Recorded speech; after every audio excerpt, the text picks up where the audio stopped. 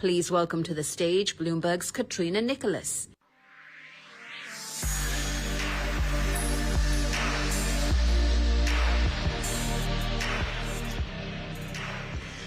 Welcome to the Bloomberg CEO Forum Gala dinner. We're delighted to welcome you here in person and online for this very special session. This is a really important moment for Indonesia as it transitions from one administration to another. First, I'd like to take a moment to thank our sponsor, Indonesia Deposit Insurance Corporation. And a little bit of housekeeping, there's access to closed captioning and Bahasa on the screens to my left and my right and through the event app. The QR code for that is on your tables. And finally, please join the conversation and engage with us on social media using the hashtag #BBGCEOForum. Let's get started.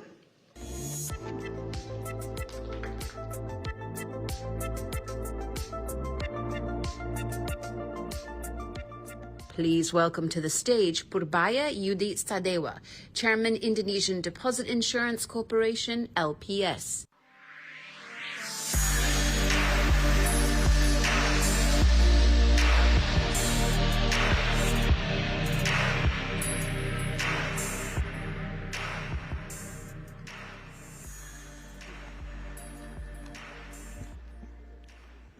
Bismillahirrahmanirrahim.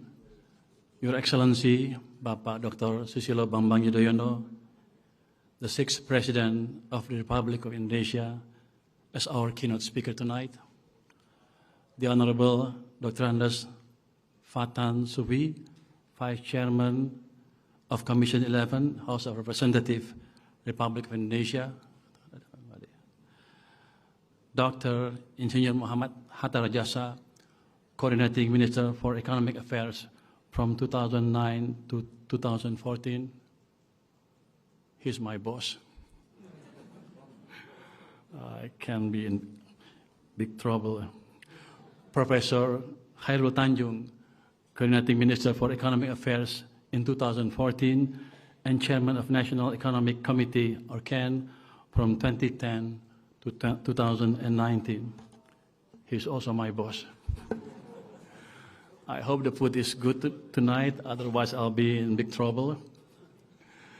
Marsikal TNI Joko Suyanto, Coordinating Minister for Political, Legal and Security Affairs from 2009 to 2014. Dr. Gita Irawan Wiryawan, Minister of Trade from 2011 to 2014. Dr. Edi Baskoro Yudhoyono, Member of House of Representatives, Republic of Indonesia. Dr. Lana Solistianingsih, Vice Chairman of Indonesia Deposit Insurance Corporation. Now, that is not my boss. I'm his boss. I'm her boss. I'm okay now. And all distinguished guests, ladies and gentlemen, Assalamualaikum warahmatullahi wabarakatuh. It is a great honor and pleasure for me as the chairman of the Indonesian Deposit Insurance Corporation, or LPS, to welcome you all tonight.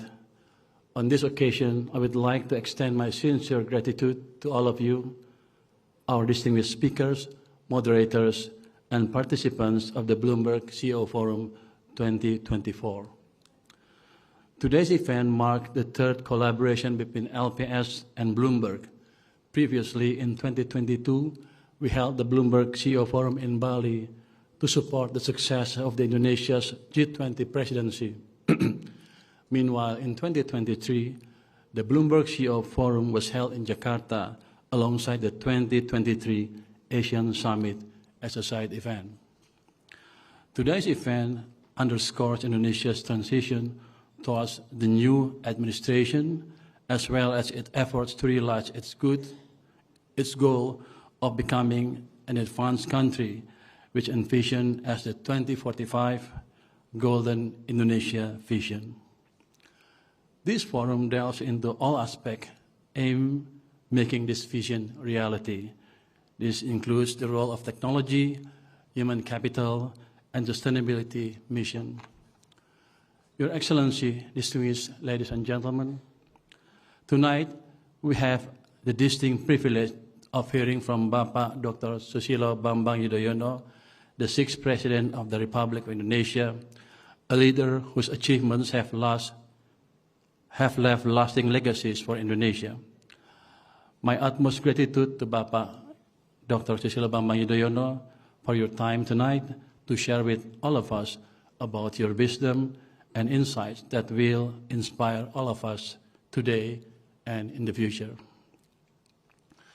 Under his leadership, as the 6th President of the Republic of Indonesia, Indonesia achieved substantial economic growth, with the economy expanding an average rate of 5.65% annually.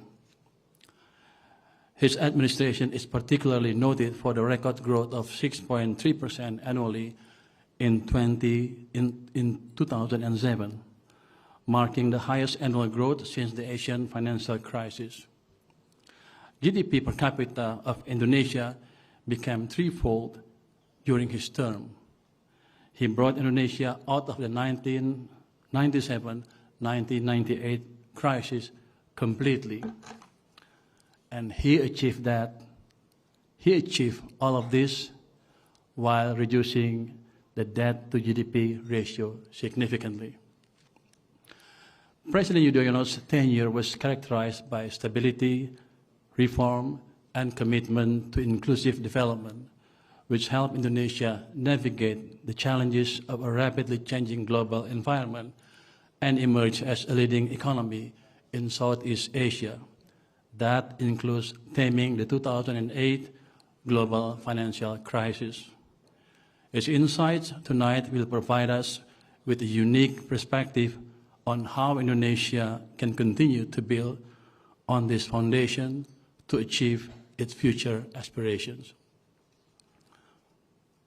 Following Mr. Yudhoyono's address and fireside chat, we will embark on an exploration of the dynamic and ever-evolving world of venture capital.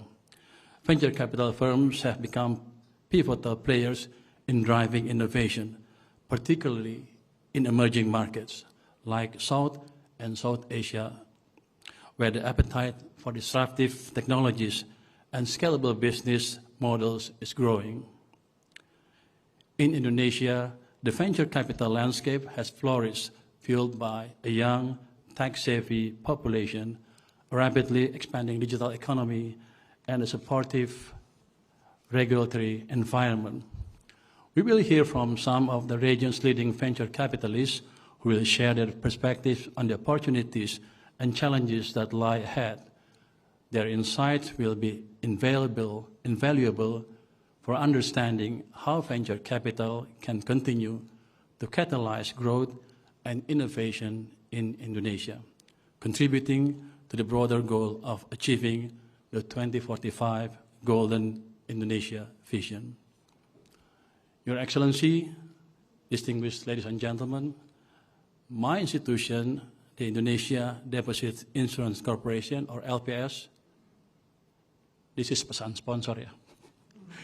It's the Deposit, Insure, and Bank Resolution Authority, which covers all 106 commercial banks and more than 1,500 rural banks in Indonesia.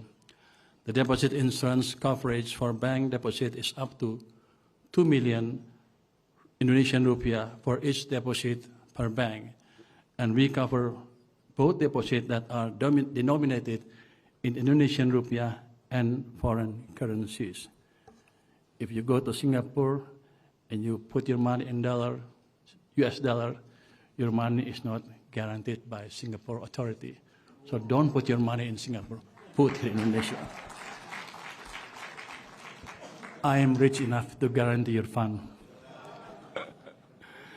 Furthermore, in 2028, 4 years from now, LPS will also provide guarantee for the insurance companies through a policyholder protection program and liquidation of insolvent insurance companies.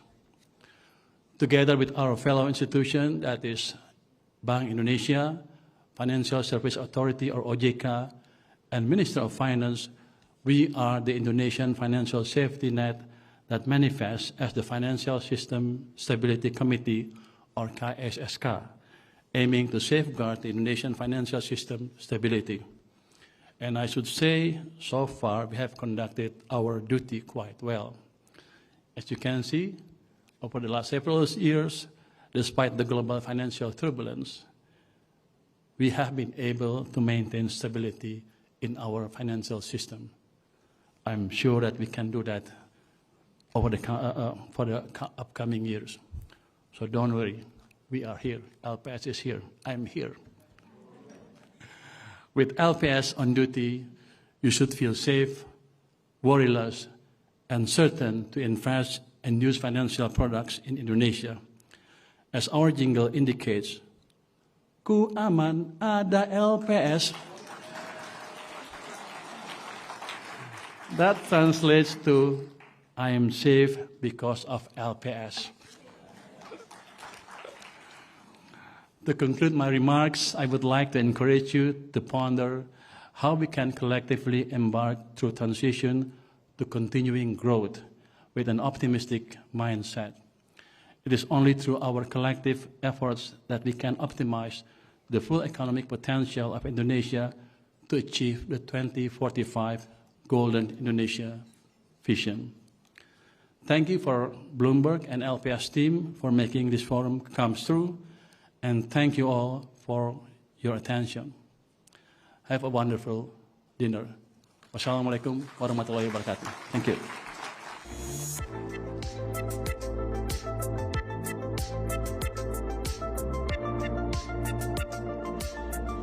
So without further ado, please welcome to the stage His Excellency Susilo Bambang Yudhoyono.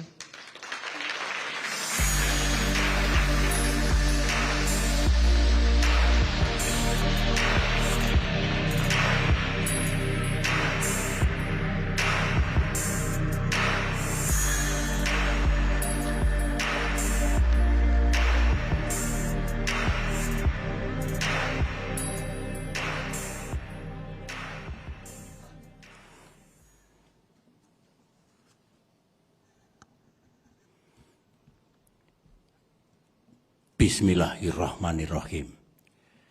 Yang saya cintai Bapak Purbaya Yudi Sadewo, Chairman of the Indonesia Deposit Insurance Corporations. Thanks for your nice introductions and opening. Distinguished guests, honorable speakers, and forum participants, ladies and gentlemen, I am honored and delighted to be here tonight at the Bloomberg CEO Forum 2024. This is a gathering of visionary leaders who would shape the global business landscape today and tomorrow. Our theme, Through Transitions to Continuing Growth, resonate deeply as we transition from President Jokowi era to President-elect Prabowo. The theme is both timely and relevant as we navigate a rapidly changing world that will impact all countries. As we reflect our past, we recognize the significant progress Indonesia has made. Over the decades, we have witnessed stable economic growth, improved infrastructures, enhanced human capital, and better living standards of the people. However, as we look to the future, we must remain vigilant and proactive in addressing the challenges ahead. Ladies and gentlemen, transition is not merely a change in leadership. It is an opportunity for renewal and improvement. Essentially, transition is about change and continuity. Change for the better. Indonesia must continue on its development path to be strong, more developed nation in this century. We endeavor for achieving peace and stability in this country, higher economic growth, better people's welfare, and more mature democracy. To enhance our economic growth, Indonesian economy must transform from resource-based development into human capital, innovation, technology, and an entrepreneurship-based economy. Economic growth that Indonesia pursues must also be inclusive and environmentally sound. In the wave of the fourth industrial revolution, Indonesia must embrace digital transformation. By doing that, Indonesia can improve its competitiveness in a rapidly changing global economy. In this forum, I would also remind us all that partnership and collaboration is key and essential. I advise all of you, leaders in business and industry, to engage with the government. Continuous dialogue and cooperation between the private sector and government will be the key to success for all. Your insights are vital for the government in crafting policies that will not only drive economic growth, but will also enhance the quality of life of the citizens. I strongly believe in a good prospect for future Indonesian economy. We have great potential in both natural and physical resources. Our large populations and the scale of our human capital continue to grow. With that, there are two things that are important for Indonesia. First, we need clear visions and correct forward-looking policies coming from our leader. Second, we also need effective collaboration between government and private sectors. The government must build better investment climate, legal certainty, and correct regulations. With better investment, with better investment climate and policy, business can grow. That in return create more jobs and pay more taxes to the government. With that, finally, government can continuously promote the welfare of the people. Building a better investment climate, sound economic policy, and predictable and stable legal framework, in my view, is an unfinished agenda for the government. In our efforts to elevate economic growth, we must also strengthen our ties within the ASEAN community and the world. Regional cooperation will enhance trade, investment, and connectivity that will allow us to advance our collective strength. With strong regional cooperations, we can also tackle our common global agenda, such as combating global warming, alleviating world poverty, and reducing the negative impact of technological disruptions. In conclusion, once again, I am optimistic of Indonesia's future. The transition to President-elect Prabowo presents a unique chance to redefine our trajectory. In my constructive conversation with Mr. Prabowo, I have a strong belief that the next government, inshallah, will and can do more to enhance our economic growth. to promote people's welfare and to safeguard our democracy.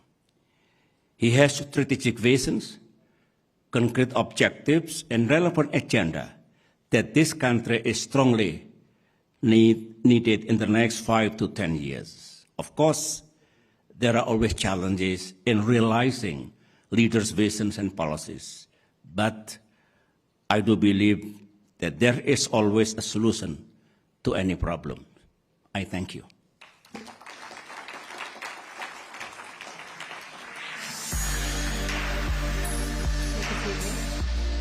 you'd like to sit here, thank you.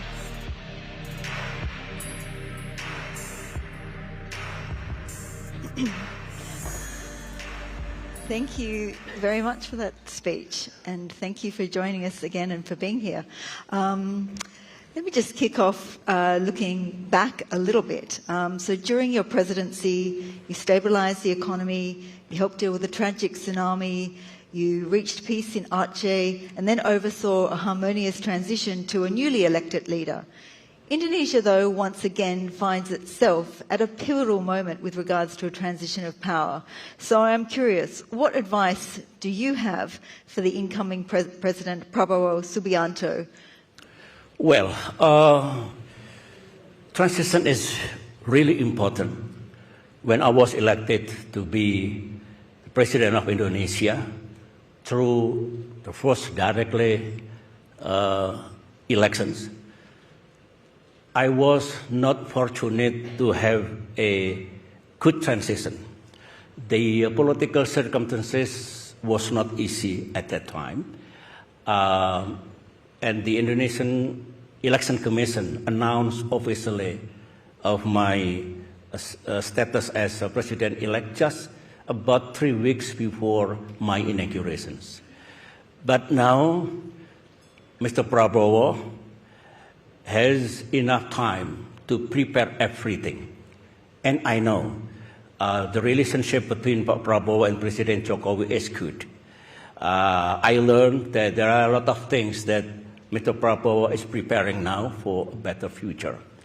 I know that Mr. Prabowo knows well that Indonesia has tremendous opportunities, but at the same time also face many challenges.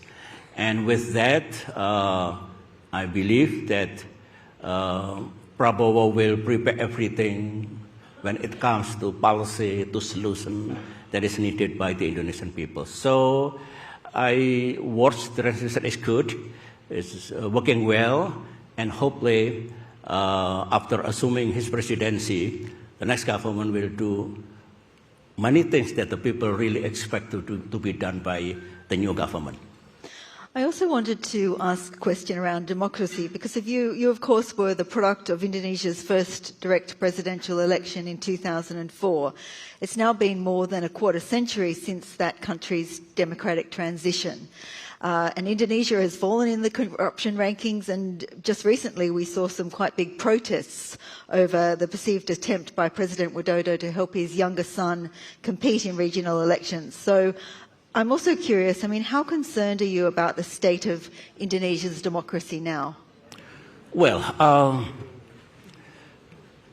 if we are talking democracy, we should talk about nice things and bad things of democracy. I love democracy myself, but remember there are also challenges in safeguarding democracy, and I fully agree with has been said by my good friend Barack Obama. In order democracy to fulfill, we have to fight for. So I watched the ongoing discussion, conversation on our democracy. I think it's good for all of us to conduct evaluation. What is going right and what is going wrong in our democracy? And it is common in a democratic nation. So Prabowo, in my view, has also followed very closely on the ongoing situation. So my answer will be, it's a good thing to be learned by all of us, what is going on right now. And one thing that we have to remember, the people are hoping that this country, this government, the leaders can really safeguard and uphold our democracy. Of course, sometimes it's complex, it's challenging, but I do believe that as a young democracy after Indonesia was hit by the crisis back in 1998, our journey is not over. We continue to nurturing and making our democracy more relevant to the hope and the aspirations of the Indonesian people. You mentioned just now that the relationship between President Widodo and the incoming president is good.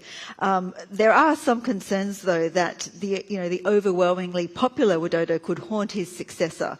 I mean, his son is going to be vice president, and last month's events indicate that he wants to retain some influence. So do you expect him to intervene in politics, or like you step back and let his successor run things? Could you repeat against your point in these questions? I mean, do you expect President Widodo to let the incoming President Prabowo run things as he sees fit, or do you feel that he will be interventionist?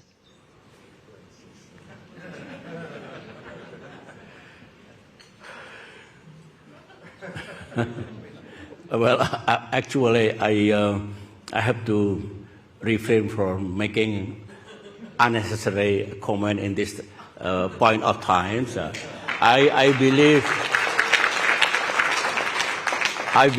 in the meaning of political correctness. So I'm hoping that I could say anything properly without creating unnecessary problems. So please, if you could limit my observation to ongoing political,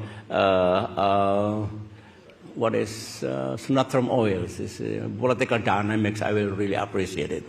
Okay. Well, just indulge me, if you will. I did just want to ask a question around foreign policy.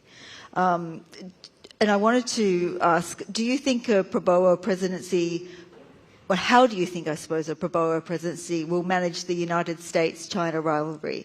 Do you think that Jakarta should do more to call out China's maritime aggression in the South China Sea?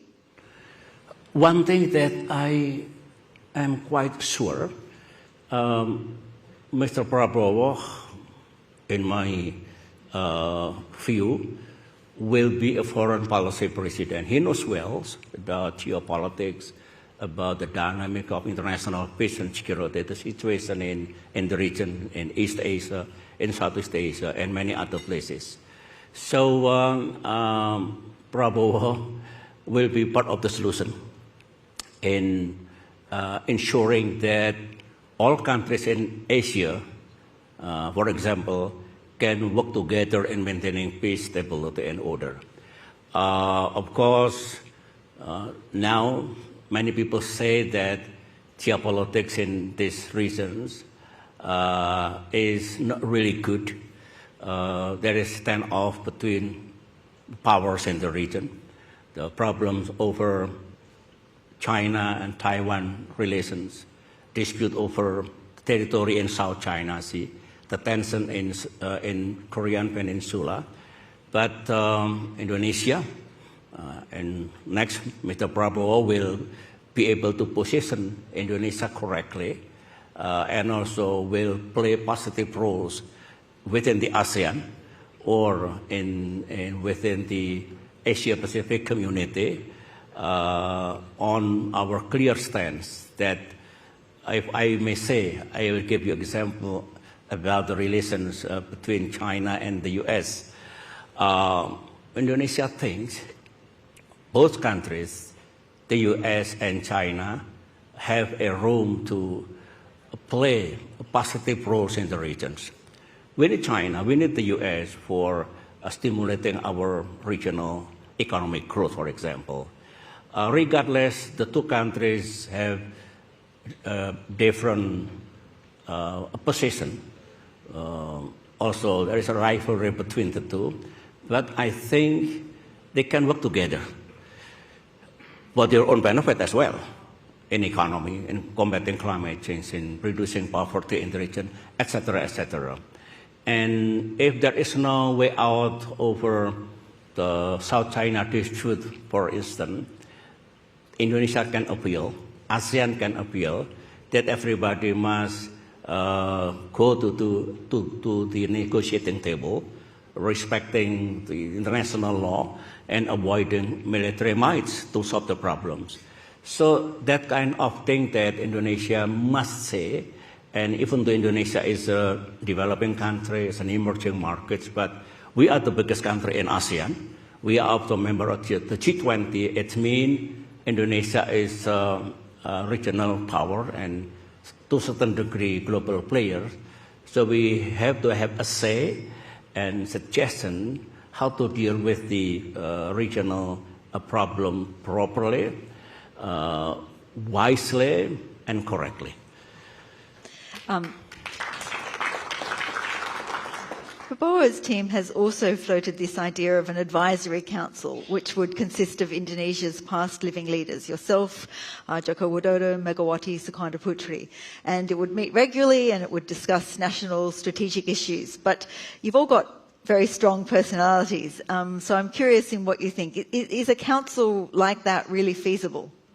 Well, speaking of the so-called President's Club, or a group of former president to be an advisor to President Prabowo, my view is we praise President-elect Prabowo for his ideas and intentions to involve all former leaders on the international interests and for the sake of our say unity. It is a good idea when I have to thank to Mr. Prabowo when our relations are good with Pak Prabowo. And we are also supporting Pak Prabowo in order to succeed in his mission to lead Indonesia in the next few years. Then I think the political atmosphere in this nation will be good. But in my own opinion, it's not necessarily to form a kind of president club that is really structured and the tax and obligation will be stated in the law. I think that things will be counterproductive in my view, because our leader is Mr. Prabowo.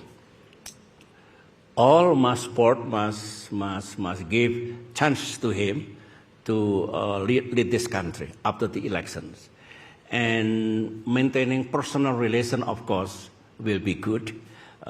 Because at least the people of Indonesia want to see that the relation between the leader and former leaders are good, to be a good example for everybody.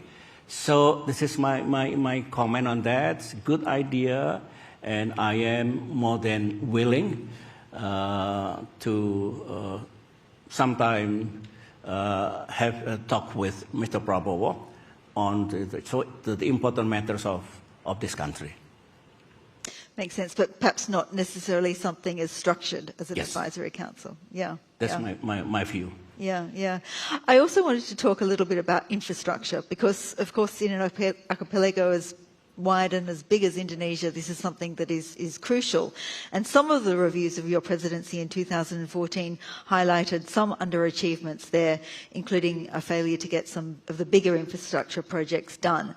So I'm curious, what, in your view, is most crucial to fix in terms of infrastructure now, today? Where should the focus be? Well, firstly, I have to thank President Jokowi for scaling up infrastructure buildings during his tenure in office. It well recorded by Indonesian history that President Jokowi built large infrastructure project, mainly a toll road system. And of course, it's good for our economy, good for our people as well. And I do believe that President Jokowi can build large infrastructures for 10 years, because I remember after leaving my office, our economy was quite strong, high growth, high GDP, high per capita income. The poverty is down, the unemployment down, and debt to GDP ratio is also down, like has been said by Mr. Yudi. So Pak Jokowi has really had wider room to continue building infrastructure. But after that, my view is that President Prabowo must focus on building other economic infrastructure besides building a toll road system. For example, this country needs more electricity or power generations. Also, the next government can build more seaport, airport, or telecommunication, railway, because it is strongly needed when our economy is growing up to 6 or even 7% in the years to come. But also, we have also to building other infrastructure such as technology, also education and healthcare. So my point is, infrastructure is very important, but building human capital is also important. We have to combine those two things in order our economy will continue to grow higher and stronger. I was also going to say, I mean, building electric vehicle charging infrastructure is also, I imagine you would think, very paramount for Indonesia. I mean, the penetration of EVs in Indonesia is currently quite low, and that infrastructure build-out needs to happen before consumers will make the switch. Perhaps that's a nice segue into another question I wanted to ask you about climate change. You gave a speech back in 2009 at the Harvard University Institute of Politics, and in it you outlined 9 imperatives for harmony among civilizations. And one of those was the importance of having a global conscience. And you posited back then that perhaps climate change would usher in a new global conscience. 15 years on from that, how do you feel that's going? Globally, there is a good news and bad news if we are talking about climate change. We have met in various countries to discuss how should we collaborate and work together in combating climate change more effectively. The problem is not only the relation between government, not only the fulfillment of what we have agreed before, such as the obligation stated in the Paris Climate Agreement, but back home, I think all stakeholders must be on board. Government must explain quite clearly to everybody, not only the government officials, central down to the regional ones, but also to private sectors, to educators, to scientists, to environmental experts, but also the people on the ground. Unless everybody really understand and believe that to save our future generation, to save our future Earth, is by doing effective things to combat the rise of climate change, global warming. So this is the real change, and in my view, looking forward, realizing that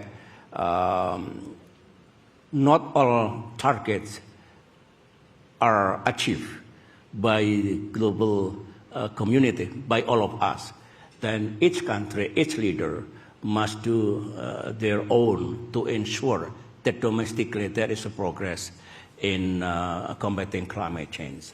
And I have a good conversation with President Prabowo, and I suggest to him that the Ministry of Environment to be revived, to be a standalone ministry.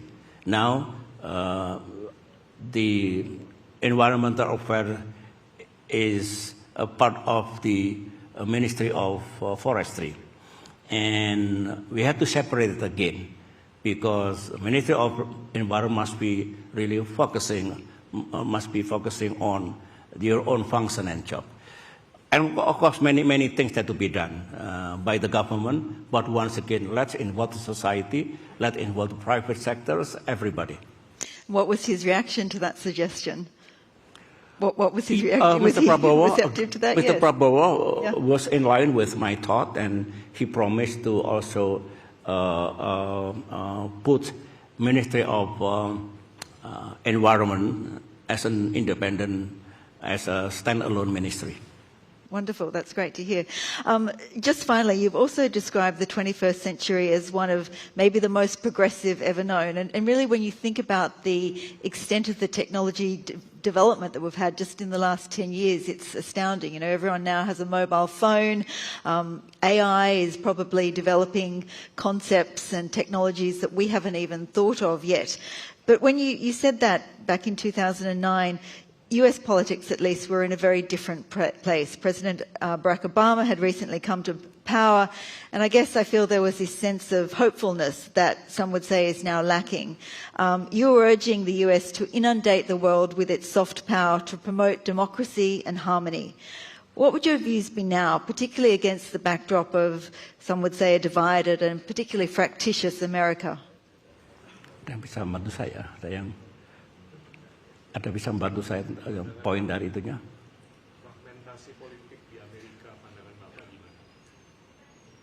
Are you asking me about the I'm just wondering, you know, political fragmentation yes, in the US? In the US, yes, correct. Between Democratic and Republican? Correct. Between Trump and Kamala Harris? Yes. Well, of course, this is my view, my personal view. U.S. is an important country in the world. They can play great roles in our world to deal with so many global challenges. So together with other big countries, China, Europe, and others, I think the U.S. must play significant, effective, and relevant roles that will benefit to all of us. I don't know who will be leading USA after November the 6th, Kamala Harris or President Trump again. But the world needs certainty from the US, needs a trust that the US will be part of the solution together with other countries. So even though hard to predict who will be leading the US again next year and for years to come, but at least we are hoping that the US can continue playing positive roles for the people all over the world. Remember, Uncle Ben says in the Spider-Man, with great power comes great responsibility. So it is true for the U.S. The U.S. must be part of the solution, and they can do that. That's my hope. And the rest, only God knows who will be leader of the U.S. Depolarization is not good for the U.S. as a big country, as one of the global leaders. So, well, as a friend of the U.S., we are hoping once again the election will be done smoothly. There will be a new government of the U.S. that can part of our endeavor in solving so many global challenges. Well, look, on that note, thank you very, very much for your time. Thank you. Please join. Thank you. Thank you. Thank you very much.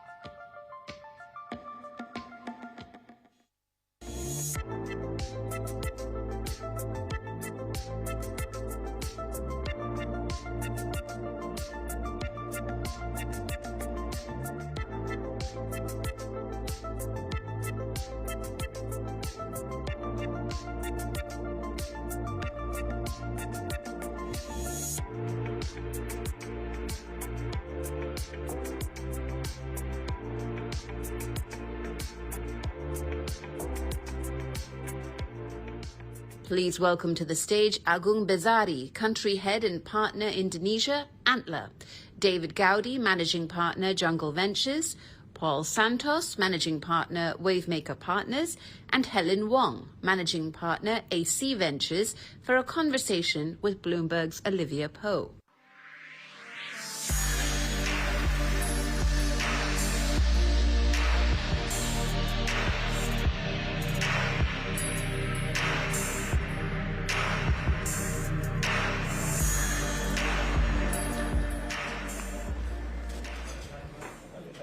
Thank you, everyone, for joining us. I'm glad you all got your food in and, getting settled. So, thanks for joining us, everyone. Southeast Asia's digital economy has blossomed over the past decade, showing investors all around the world how lucrative it is to invest in this region. Although the exuberance has died down a little bit from past years, we're seeing a new crop of companies come up, ones that are more stable and sustainable. So as we move forward, as we move into this new era, maybe Pak Agung, you can start us off. Where do you see the venture playbook as well evolving? Antler just closed a $72 million fund. Congratulations. Thank you. You said you're going to invest in 45 companies over the next 9 months. Super busy time for you, right? So what are you looking for in terms of founders, and what's exciting you now? Thank you for that question. So again, sorry, I'm a bit starstruck by Pa SBY because I've been sitting in the classroom seeing his face for the past 10 years. So thank you, Pa. So to answer the question, Antler itself, as we have a DNA, a more founder DNA. So and me, myself, I was a startup founders 7 years ago. And then most of the partners at Antler is mostly operator. And we really look at this condition today where everyone says it's, a hard time to build a company, more from the grassroots perspective. Because capital funding might be tough, but problem is still here. Right? Consumer will still here. Business will find problem. And then innovation is also always here. So what we're looking at here today, especially in Indo, we also want to see more Indonesian founders build global solutions. And we've been investing in different kind of solutions where it can be a B2B solutions, could be a B2C consumer product. But we are seeing more and more cross-border solutions where, in the past, maybe a lot of companies like my last company was primarily only focused on Indo. Then nowadays, I think the border is less prevalent. And I think also thanks to the growth of economy and also, the not only the physical infrastructure, but also regulations and support that we call an infrastructure that can help a lot of founders, a lot of entrepreneurs to build easily regional solutions. Yeah, exactly. I think the borders kind of blurring between the nations is something that we're very happy to have here in ASEAN. So I think, Paul, you've invested all across Southeast Asia and built a name as a very sharp, deep tech investor in the region. Actually, what do founders or companies have to do to navigate this climate? Do you have any tips? What should be avoided, and where are the opportunities? Yeah. I think they're calling the tougher fundraising environment we have today funding winter, right? Because interest rates have gone up. If you look historically, I think that if you look at the last 50 years, interest rates are probably closer to where they are now than they were to the 0 to 1% that we had for many years.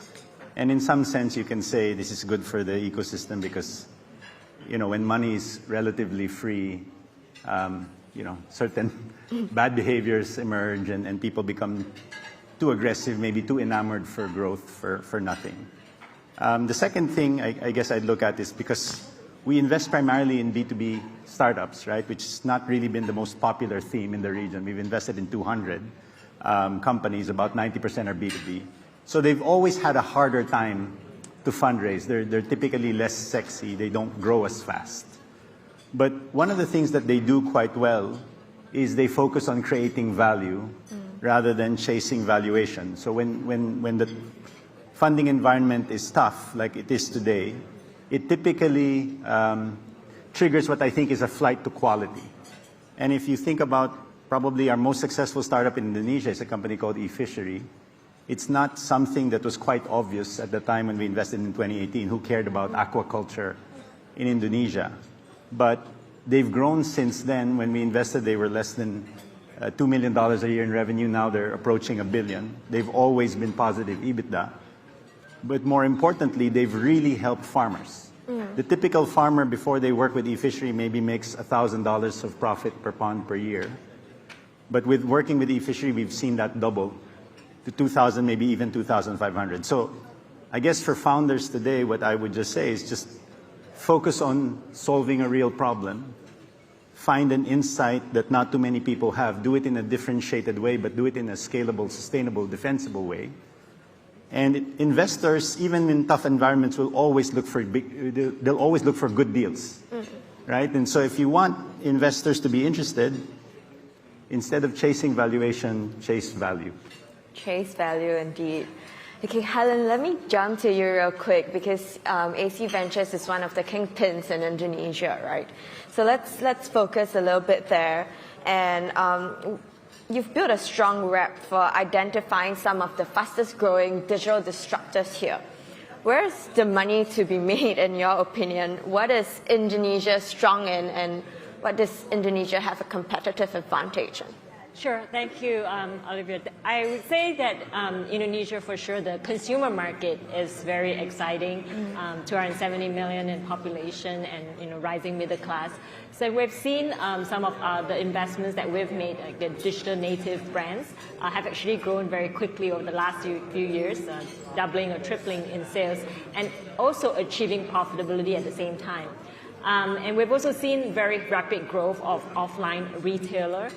For example, we've just invested in a company called 707, which is a distributor of very popular brands such as On Cloud, the running shoes brand, as well as other brands like Fred Perry, Melissa. And they've been growing very nicely and very profitably. So we're quite excited about both offline and online brands. And the other trend that we're seeing is on the climate and sustainability side, which, as you know, Indonesia, for example, has certain advantages in, for example, electric vehicles, in the supply chain of electric vehicles, I should say, because Indonesia has the largest reserve of nickel, which is a key component for electric vehicle batteries. And you can see that the supply chain is now being built out in Indonesia, starting from the mining to the processing of the minerals to the battery cells, and then to the electric vehicles themselves. And I think in the future we see battery recycling as well as a big opportunity. So I think that would be one sector that we have been investing and continue to keep an eye on. Right, so 3 main themes, consumer market, climate tech, and within climate, EV, yes, EV. Electric vehicles, yes. Perfect. Yeah. Okay, David, now I'm going to move to you. And Jungle is one of the biggest VC firms in the region. You have lots of unicorns under your belt. So let's move the conversation a bit further upstream and talk about exit opportunities. The global IPO market's under best right now, and lots of unicorns in the region are kind of sitting and waiting, getting their ducks in a row. Where do you see some of the exit opportunities come up in the next short term, next few years? And when do you think we can expect more of these unicorns to go to the public markets? Sure. So in the companies that we tend to invest in as a group, there tends to be 2 main paths to liquidity. It's either M&A or it's the public markets. And I think as you think about Southeast Asia, as a comparison to, say, the US or China or other more advanced or mature venture ecosystems, a lot of the M&A had come from the large players in those ecosystems, whether they were buying their way into new businesses or new adjacencies or adding new technology or new teams. And really that hasn't happened as much in Southeast Asia. And I think part of the reason for that is these large companies, whether it's SEA or whether it's a Gojek or whether it's a Grab, have been very inward focused, building their margin structures, getting to profitability, building scale, solidifying their core businesses. I think you'll start to see that change over the next 12, 24 months. And I think you'll start to see more M&A start to happen in this part of the world. The other path is the public market path. And China wouldn't be what it is without A-shares. NASDAQ really helped drive liquidity for Silicon Valley. And I think one of the ways that Southeast Asia has struggled and will continue to struggle is there is no natural public market exchange. So I think Singapore and the SGX has not proven to be a very viable exchange, both from a liquidity perspective and to be the ability to attract technology companies. As I think about an opportunity for Indonesia going forward, as Pak said, most businesses are looking to become regional businesses in Southeast Asia. Founders are trying to get the largest addressable markets that they can, so they're expanding into Vietnam and into other markets. Because of the scale and size of Indonesia, it will inherently be one of the largest businesses in a group of companies. So if you have a company that's a regional company, Indonesia will probably be the largest component, the largest driver of revenue for that business, which makes the Indonesian Stock Exchange a potential very attractive venue for listing that business. I think there needs to be some policy changes, there can be some regulatory changes, but I think that's not unachievable. I think that's a very big opportunity for Indonesia to attract technology companies to become the more dominant public market exchange in Southeast Asia. And I think that's will be something that will evolve over the next 2, 3, 4, 5 years going forward. Very nice. And we've seen some tech companies list in Indonesia. I think GoTo and Bukalapak are some of these. I cover these companies quite extensively. So GoTo is not at its 80% down from its peak. So will that kind of deter new tech companies from stepping forward as an investor? How are companies and founders navigating this? Well, I think part of it comes back to the quality of the business. And so I think there is a cohort of companies that were probably founded in the 2015 to 2018 vintage, which I think are very strong businesses. They're private companies today. They've had phenomenal growth. They have very strong market positions. They have good margin structures. I think as we see more of those companies starting to go public, then I think you have a much broader kind of cohort of companies that will attract investor interest. Well said. Okay, Paul, let's jump to you if you'd like to weigh in. I think, you're based in Singapore, and SGX has recently been kind of implementing a lot of new measures to revive, in hopes of reviving the stock market. Between Indonesia and Singapore, or even Southeast Asia, where do you think is the brightest spot? Yeah, that's a work in progress, if we're going to be honest, right? Again, taking off from David's theme. If we're going to be honest, when money was free, many of our startups might have gotten overfed with money. And when you're overfed with money, the valuations tend to be probably a little optimistic. And when you try to go to public markets, the public investors' lens will probably be a little different. And so that's why, we need a cohort of companies, as David said, that have real businesses, that have realistic valuations, with still a path to growth and sources of sustainable competitive advantage. That's kind of one side of it. The other side of it is you need investors who will take the time to understand these companies because they might not look like companies that they've seen in other parts of the world. So to David's point, there's probably no one solution as of today. The local markets where these companies operate will probably be the first place they're going to look because the assumption is the local markets will understand these companies and be able to value them a little bit better.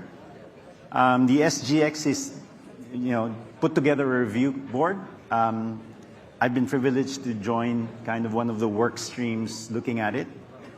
And one of the challenges that they have is really what the Singapore Stock Exchange stands for being so small, right? And one of the things I mentioned was instead of asking the question, how do we fix the Singapore Stock Exchange? The question might be reframed as, how do we make the Singapore Stock Exchange the best in the world at something?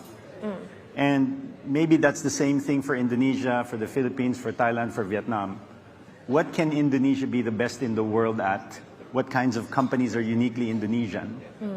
And then you will be able to find companies that match that and investors that will hopefully give them the proper valuation as well. That's a great perspective, and I think a couple of your portfolio are in that kind of stage, waiting to look at the public markets, eFishery, Zendit, and Credivo, right? But I maybe want to pivot a little bit to where valuations are a bit higher at the moment, which is AI. Today, much has been said about the Magnificent Seven, if perhaps whoever owns the infrastructure, the data, the resources will win the AI race. But there's also another conversation to be had about finding these budding companies that can build applications on top of these resources. And that's where you guys are the experts in, right? As we've seen previously from the mobile app era, where companies like ByteDance, Shopee, and GoTo have done, there's probably lots of money to be made there from an investor point of view. What are some trends in terms of talent flows and technology you see that can support this? And what are some signs that we're heading in the right direction? Maybe Helen, you can start us off.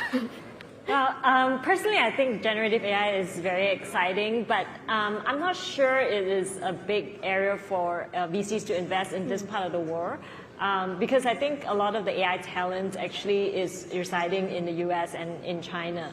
And even in the US, right, you see this pool of talent being concentrated in the very few individuals, like the deep mind mafia, they call them.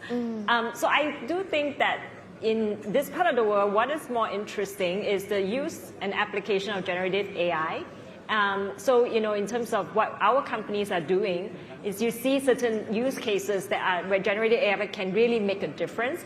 For example, being a co-pilot for your coding, so helping to, make your engineers more efficient, and also in the chatbot for customer service, so making your customer service agents more efficient as well.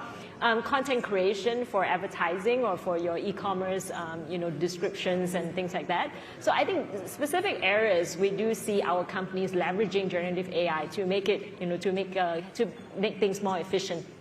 And the other part that I think is interesting about generative AI is that it will lead to more, these more data centers, and these data centers are actually more power intensive. So the use of energy will go up, and with that, we are looking at more the renewable energy, climate solutions that would help to make these AI centers, data centers, more sustainable. It's interesting. It all ties together. Then, Pak Agung, would you like to weigh in? Yeah, maybe I'm gonna try to look at it from different perspective. What are the biggest thing that many people would not realize about AI is that it will create a more massive outliers, and actually that's the reason why Indo is very interesting, because we are the market of outliers, right? E-fisheries, outliers, right? Yeah. Most startups here are outliers. Indonesian is, built by outliers. The nation itself is built by outliers, right? All the great leaders is outliers. It's a story of nobody who's just worked hard enough and become something is very common here, and AI enabled that. Because like nowadays, I'm always amazed with meeting let's say 12 years old who somehow have a much better coding skill than me. Wow. Just because they have a much better access to Copilot, right? And they have much more better access to a more high level programming language. And that actually,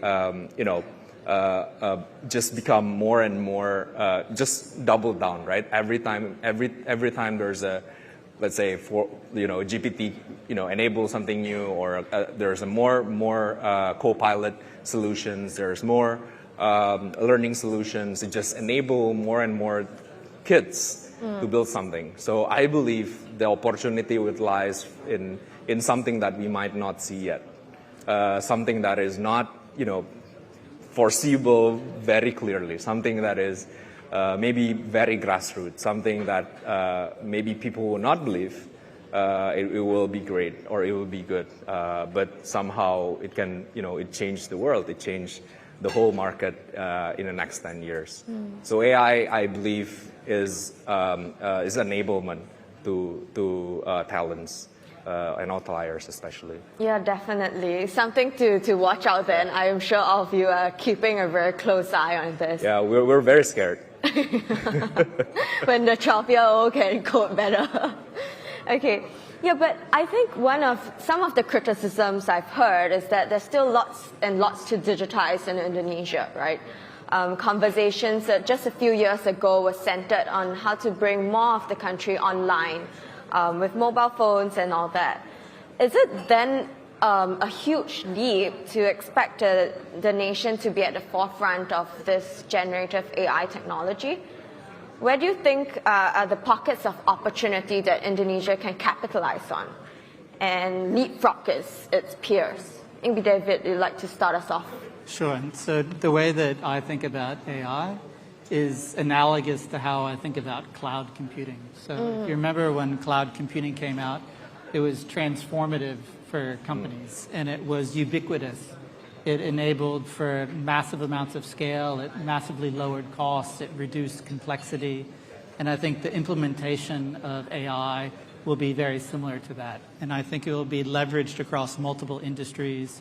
I think it will be used to drive more efficiency, it'll drive more industry forward at a faster rate. I think from an investment perspective, from a business model perspective, it becomes challenging because the business model of building an AI company is much more like analogous to, say, an enterprise software company. because you're going to globally compete. And so if you're an engineer sitting in Silicon Valley and you're looking for a coding co-pilot, you're going to use the best co-pilot you can find. It doesn't matter where the team's based or where the company comes from. It's the best one that you want to use. And so as you start to build in the AI space, you really have to compete globally. And so in this region, I think we've proven that we can build globally scalable, globally best-in-class businesses, but it is very, very challenging in the same way that it's very challenging to build an enterprise software, global enterprise software business in this part of the world. Yeah, that's such a good point, because as you know, they build faster and faster. I think maybe the venture investing space might also change, as with all the industries, right? How are you guys thinking about, you know, navigating this space forward? How is the venture investing playbook evolving? Paul? Yeah. So maybe I'll be a little, different. We tend to invest in things. We're more interested in things when they're not so hot. So, for example, all of this rage around generative AI probably is why we're not really investing in that space. I've invested in AI in 2015, and David was talking about trying to build a global enterprise company. We're trying. We're in year 9. But it's AI for anti-money laundering, and the customers are the likes of Standard Chartered and HSBC, and they're global, and they're out of Singapore and Poland. It's a slog, but I think if they win, they can win really big. If you look at a lot of the generative stuff, aside from what David's mentioned, that it's kind of analogous to the cloud. When cloud came out, it was so sexy. My startup is a cloud startup. Today, it's table stakes, right? And so generative AI for me is kind of like, I think it will be table stakes. The question you have to ask, is it a feature? Is it a product? Is it a company in itself? This is one of the few times where the large companies are paying attention, right? And they have distribution power. So you think about Microsoft, Google, SAP, Oracle, all of these guys are paying attention. They can just put in their software with AI, and it's going to be very difficult for a startup anywhere to compete against that. So that's why I'm saying it just goes back to, again, what do I like is insights. I like to start with, I think as Peter Thiel says, what important truth do you believe that few people agree with you on? Right? When something is so obvious that everybody's going there, that's kind of harder because it becomes an efficiently priced market, if not an overpriced market. As venture investors, we're looking for the alpha. So we're looking for stuff that people probably underestimate, as long as we can build the conviction that the actual value created can be big. So I don't want to put a label, or I don't want to put a playbook beyond that. Right. That's kind of what we're hunting for. So still back to fundamentals, trying to find the companies that can leverage that alpha. Helen, what about you? What do you think? Table stakes or not? Oh yeah, for sure, table stakes. Yes, we encourage our companies to use generative AI to leverage it as much as possible, and we have seen a lot of advancements, right? I mean, I saw a company that was doing selling insurance, and they had the sales agent talk to this customer for 20 minutes. But actually, the sales agent is a bot. But it was so real that the customer didn't realize and could just go on and on, chatting like we're chatting now, like, how old is your daughter? Maybe you should consider this insurance policy for her. But it was a bot. And I was really amazed by that. So I think definitely, there's a lot of improvements in this space and very exciting. And so we can leverage that to make our companies more efficient. Yeah, that's a bit scary, honestly. How about you, Pak Agung? What kind of roadblocks do you think we are facing in this, generative AI race, or we can work on today? Roadblock. I would maybe say, I think this is the place where maybe some of the businesses will have a different shape, meaning that maybe traditionally, if you look at, let's say, an enterprise software company have few hundred engineers, then maybe it's going to be a different kind of structure these days with this kind of company, and then also a different kind of way of sales, different kind of way of organizing. So, because we're seeing also there's also a challenge of being obsolete much faster, because I think if you remember it correctly, right, like like 5-7 years ago, it was a craze about chatbot. Everyone's want to build Bahasa Indonesia chatbot, and then one night GPT release, then everyone just sit in the ground, right? And this probably could happen even faster and even more prevalent, and it could come from different sites as well. So I guess many things with AI driven or AI related company, there's a bit of a challenge, because this is sort of like a new animal for all of us. I guess again, this is also what happened in the past with when once a cloud service was also there. Things are because I was educated at the time where cloud service was not a mainstream, and then a few years, then I have to relearn that, and then my juniors just become much better than me in managing infrastructure, right? So I think this happened much faster and much prevalent. So again, maybe organization's going to be challenging, competition's going to be a bit more broad. Founders could come from places that we never guessed, right? And of course, today, coding a Flappy Bird is probably a line of prompt. Yeah, right? So quick. But I mean, that brings us back, right? Like, as a venture investor, then how do you hedge your bets in this like crazy, fast evolving environment?